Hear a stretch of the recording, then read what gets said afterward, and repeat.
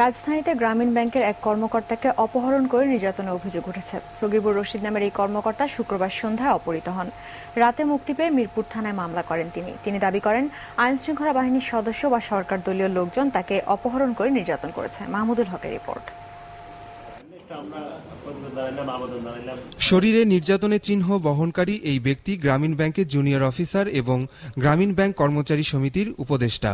তার দাবি, শুক্রবার সন্ধ্যা 7:30টায় আইন শৃঙ্খলা রক্ষাকারী বাহিনীর সদস্য পরিচয় দিয়ে কিছু লোক তাকে জাতীয় কিডনি ইনস্টিটিউটের সামনে থেকে তুলে নিয়ে যায়। পরে হাত পা বেঁধে অজ্ঞাত স্থানে নিয়ে চালায় নির্যাতন।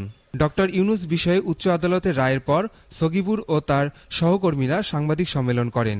আর এ কারণেই তাকে অপহরণ করা হয়েছে বলে অভিযোগ তার। ডক্টর ইউনুসের পক্ষে এগুলো করতেছিস কেন তোরা?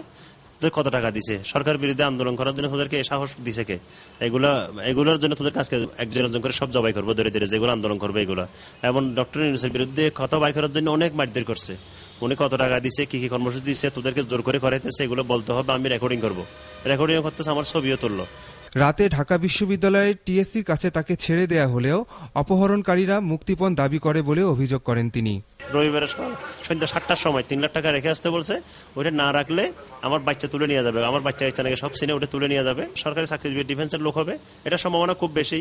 আর নতুবা ছাত্রলীগের লোক হবে। ওই ধরনের পলিটিক্যালি কিছু গালিগালাজ করলো। অভিযোগের প্রেক্ষিতে এ ঘটনা তদন্তের কথা জানিয়েছে পুলিশ।